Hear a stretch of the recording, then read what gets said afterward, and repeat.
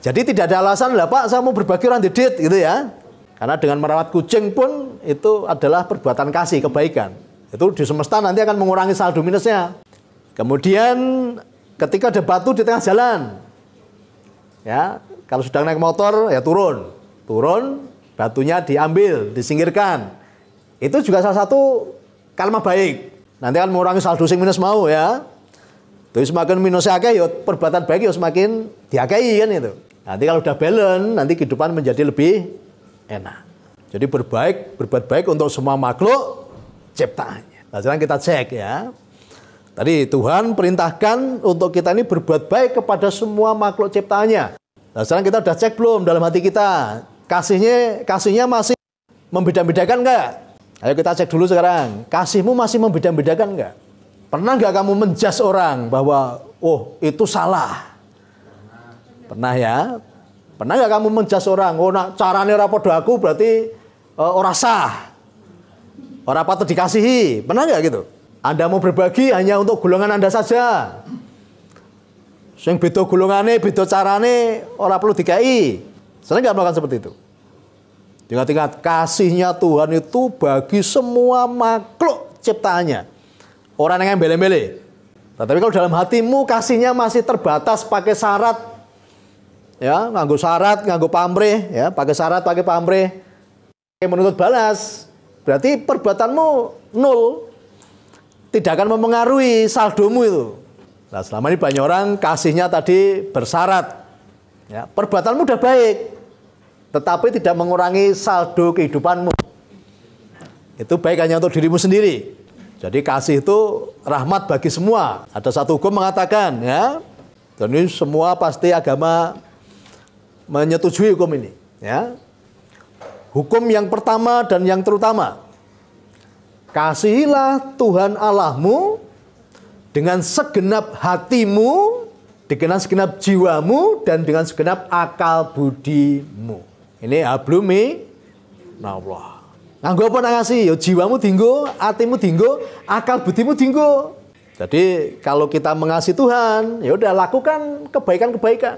Jangan katanya mengasihi Tuhan, tetapi perbuatannya tidak menunjukkan kekasihnya Tuhan, gitu loh. Ingat ya, kita ini katanya kekasihnya Tuhan, kita mau mengasihi Tuhan. Apakah dalam perbuatan kita sudah menunjukkan bahwa kita ini kekasihnya Tuhan? Tadi Tuhan yang tidak pernah membeda-bedakan, tetapi kenyataannya banyak umatnya yang melebihi Tuhannya. Kasihnya membeda-bedakan. Nak klambine ora padha, ora patut dikasihi. Nak carane ibadah ora padha, ora patut dikasihi. Benar enggak? Mengklaim, wah kayak tidak layak dapat surganya karena apa ora padha. Ini kayak panitia surga sing ngomong niku. Ya, pada kasihnya Tuhan tadi tanpa syarat, tanpa pamrih, tanpa menuntut balas, tanpa hitung-hitungan. Kita buktikan ya, kasihnya Tuhan itu tanpa syarat, tanpa pamrih, tanpa hitung-hitungan. Banyak negara yang tidak punya agama itu dikasih Tuhan. Bahkan negara ini maju, padahal nggak punya agama. Tadi kalau kasihnya Tuhan itu bersyarat, agamanya kudu iki, kudu nyembah aku. Banyak negara nanti hancur itu. Dan itu ditransformasi ke sini ya. Banyak orang saling mengkafir-kafirkan. Kata-katanya negatif, sikapnya negatif, tindakannya negatif, hasilnya negatif. Ya, kita lihat kelompok-kelompok yang sering melakukan seperti itu. Amburadul semua, ekonominya kacau semua. Nah, semua dimulai dari taburan di dalam pikiran tadi. Kenapa? Belum mengenal kasihnya Tuhan tadi. Kemudian hukum yang kedua, ya ini apa bunyinya? Kasihilah sesamamu manusia seperti engkau mengasihi dirimu sendiri. Abluminanas ya, abluminanas. Gitu loh. Pokoknya kalau itu wujudnya manusia, ya, itu patut dikasih. Seperti apa? Seperti engkau mengasihi dirimu sendiri. Nah orang gelem dijiwit, nah bahasa terjemahannya bahasa Jerman itu. Kalau nggak mau dijiwit ya jo, jiwit. Dari bahasa Jerman ngono iku. Nah orang gelem dikeplak, aja ngeplak. Nah, sebaliknya kalau kamu mau terima kebaikan, ya lakukan kebaikan untuk orang lain kan itu. Apapun yang kamu inginkan terjadi dalam hidupmu, lakukan dulu untuk sesamamu, untuk orang lain. Nah, itulah perwujudan dari kasih. Nah, tadi kalau masalah kita tadi karena taburan yang negatif tadi, ya sekarang mulai diimbangi dengan apa? Dengan kasih. Menabur kebaikan tanpa batas, tanpa pamrih, tanpa menuntut balas, tanpa hitung-hitungan. Karena ketika Anda menabur, Anda berbuat kebaikan tapi mengharapkan pamrih, itu ya nol, nanti nggak mengurangi saldo tadi, ya nggak mengurangi saldo. Jadi berbuat kebaikan adalah apa? Ya itulah cara kita untuk menanam kebaikan. Nggak usah mikir gue balas pora, ya itu bukan urusan kita. Ketika Anda berbuat baik, orang itu mau baik atau enggak itu bukan urusan kita. Itu urusan orang itu. Tapi seringkali banyak kita apa? Wes ditulung, ya, matur nuwun ora gitu kan? Nah, itu masih apa? Masih pamrih. Maka saya sering melakukan apa? Berbagi dengan orang yang tidak saya kenal. Tadi kalau pagi keluar rumah tadi bawa uang tadi, ya, dengan orang yang tidak saya kenal. Luwih fair, artinya apa? Aku ora mengharapkan dene maturun pora, boyo tak kai tinggal lunga gitu kan. Tapi nek karo sing kenal kadang ya mau menungso kadang kan sok wis ditulungi maturune ora, kadang sok lara nek nganti to. Nah, saya juga sering nanti lihat di YouTube atau di TV ketika ada nama yayasan atau apa, udah kita transfer. Gitu. Tanpa saya mengirim bukti transfer, tanpa ya karena saya enggak pokoknya ada nomor rekening, ya udah ditransfer gitu aja. Karena urusan berbagi itu urusan kita dengan Tuhan, bukan dengan manusia gitu loh. Nah, seringkali banyak orang berbagi tapi karena mengharap tadi ganti puji, ganti apa tonton kan gitu. Nah, jadi berbagi itu urusan kita dengan Tuhan untuk menambahkan saldo kebaikan dalam hidup kita. Karena tadi kita sudah terlalu banyak tanaman-tanaman yang negatif, taburan-taburan yang tidak baik kan gitu. Nah, nanti kalau itu dilakukan nanti segera balance nanti ya, segera seimbang saldone. Nah, saldone nol, nggak gampang untuk menuju ke plus, lakukan kebaikan terus.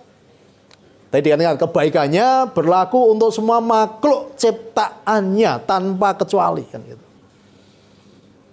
Tadi narung dedit penting suatu ku ndas greh ya, tuh greh wis ngai kucing mangan kan itu. Ora dideneh ya wis pelaku-pelaku pokoke anggere ning sampah dijupuk, ana watu nang tengah dalan diambil. Udah itu menambah saldo kebaikan.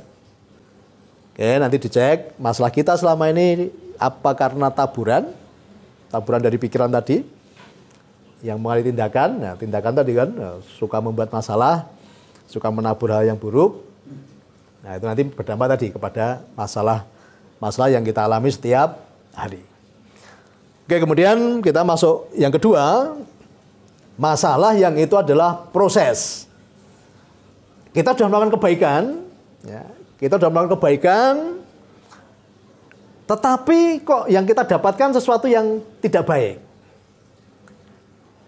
Ya, atau kita sering, banyak orang ngomong apa? Saya sering dizolimi Pak gitu ya. Nah, sebetulnya nanti kita cek dulu, dizolimi benar apa? Karena taburan tadi kan itu ya. Oke, anggaplah ini sekarang kita masuk yang kedua. Kita tidak melakukan kesalahan, tetapi kok kita mengalami penderitaan. Nah, inilah yang disebut proses. Inilah yang disebut proses kehidupan. Nah, bagaimana cara menyikapinya? Ya, bagaimana cara menyikapinya? Oke, cara menyikapi gini. Kalau kita sudah melakukan yang terbaik, kita sudah melakukan kebaikan, kok kita mendapat sesuatu yang tidak baik, pasti hatinya sakit nggak rasanya? Sakit ya? Oke. Ngomong jujur ya kalau salah. Ngomong apanya dengan Tuhan. Nggak usah sok yes. Oh Tuhan aku kuat Tuhan. Nggak usah sok yes ya. Jadi ya. Bicara sama Tuhan. Tuhan sakit Tuhan. Tuhan hatiku sakit Tuhan. Tetapi aku tahu Tuhan, ini adalah proses. Karena Tuhan, Engkau mau jadikan aku menjadi pribadi yang bernilai. Ya, jadi kalau tadi masalah itu muncul bukan karena kesalahan kita yang disebabkan oleh orang lain, ya udah itu dimaknai itu sebuah proses. Memang sakit rasanya gitu. Tadi berarti apa? Artinya diamplas. Diamplas nggak usah yang paling kasar. Ya.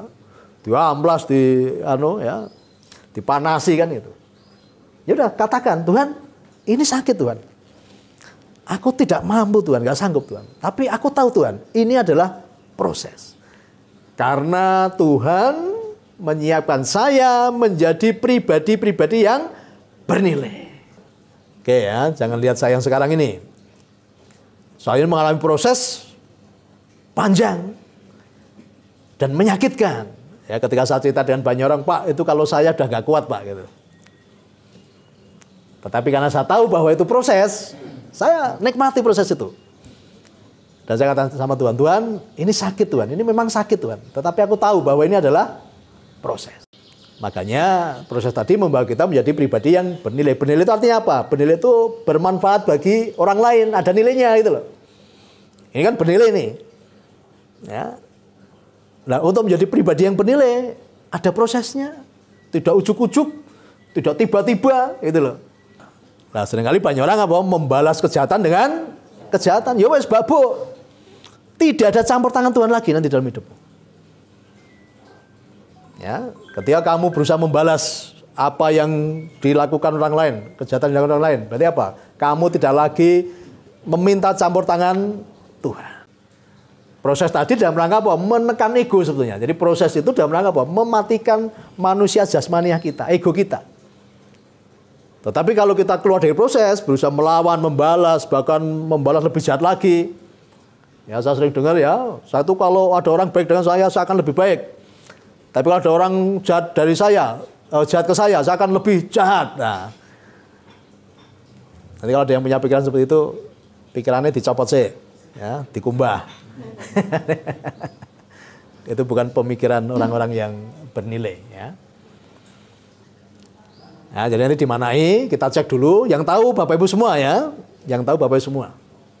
Hasilnya tinggal mudah toh, kalau itu akibat taburan tadi, benih yang kita tabur tadi, pikiran negatif, tindakan negatif, kata-kata negatif, ya udah sekarang mulai perbanyak menabur kebaikan supaya saldonya segera balance.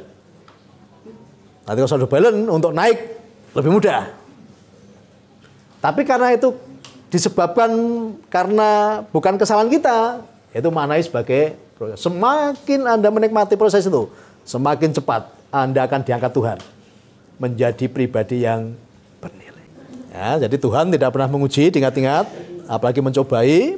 Masing-masing orang dicobai oleh apa? Oleh nafsunya sendiri. Nah, makanya setan tuh sekarang ini meh pensiun apa? Karena apa? So, disalah-salahin menungso. Waduh, maaf Pak, saya kena godaan setan itu kan. Nah, setannya akhirnya wah, Tuhan saya menyerah jadi setan karena manusia lebih setan daripada saya. Gitu.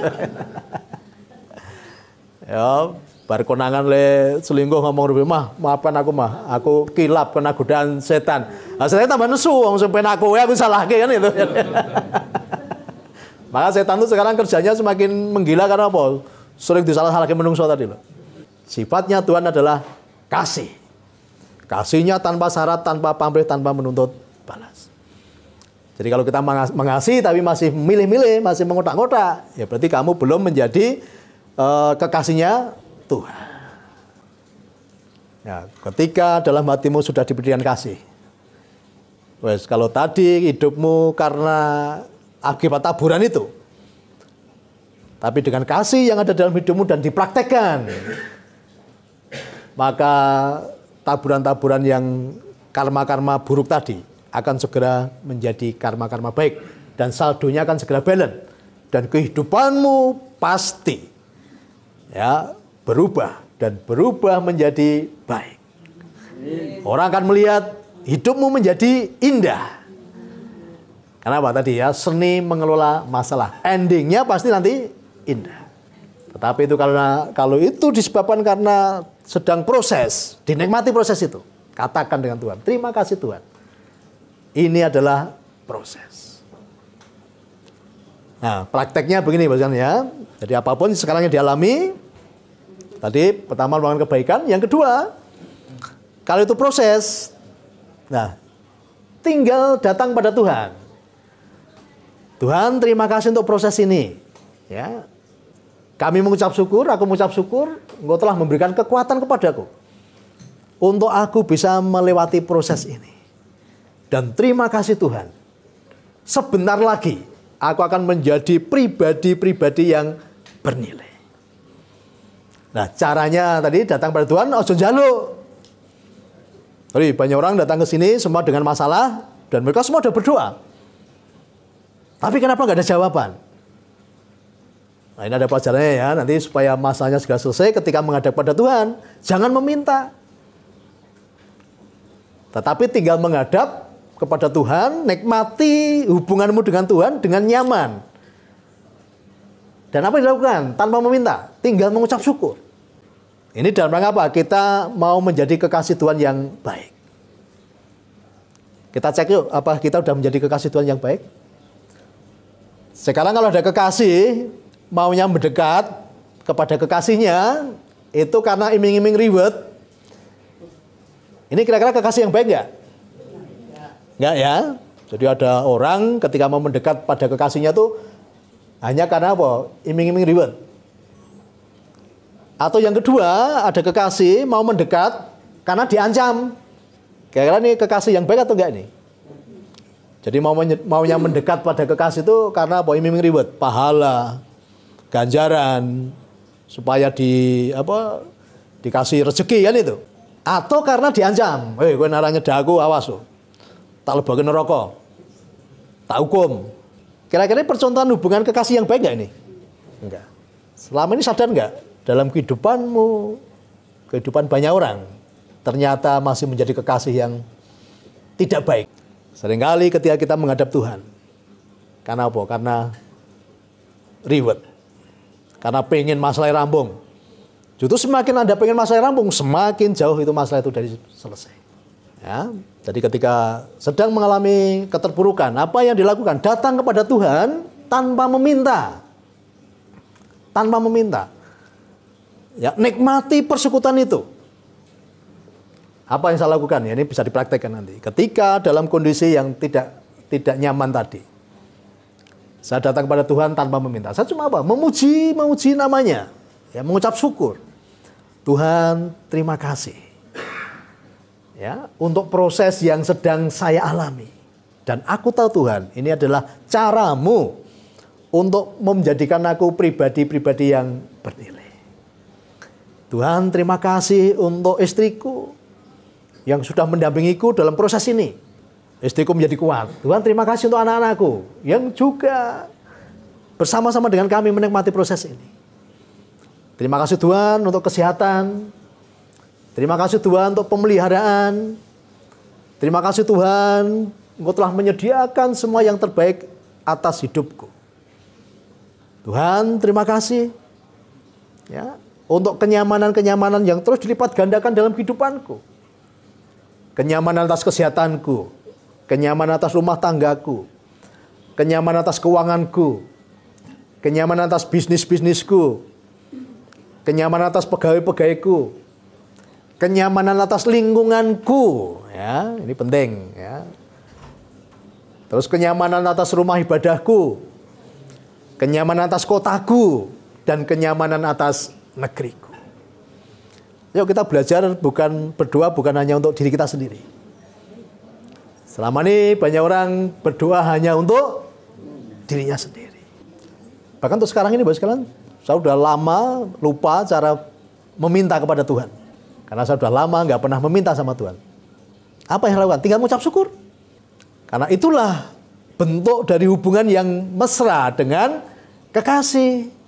Sekarang kalau kamu ketemu kekasih, setiap ketemu kamu menuntut kepada kekasihmu. Selalu banyak permintaan. Kira-kira kekasih enek nggak itu? Enek ya? Selama ini sadar nggak bahwa kamu sering membuat neknya Tuhan? Anggur ketemu kayak ngejaga proposal. Iki ketemu kekasih apa ketemu panitia pembangunan nih? Ketemu kasih tinggal mengucap syukur aja, nikmati aja. Memuji-muji kekasih kita tadi. Terima kasih Tuhan. Untuk kasih-Mu, anugerah-Mu, berkat-Mu. Ya, dan itu dilakukan setiap saat. Untuk memuji kekasih tadi dilakukan setiap saat. Tapi Tuhan tertarik dengan hatimu. Maka penuhi hatimu dengan ucapan syukur. Hukumnya jelas. Barang siapa bisa mengucap syukur atas semua nikmat Tuhan, maka Tuhan akan apakan? Tuhan akan tambah-tambah.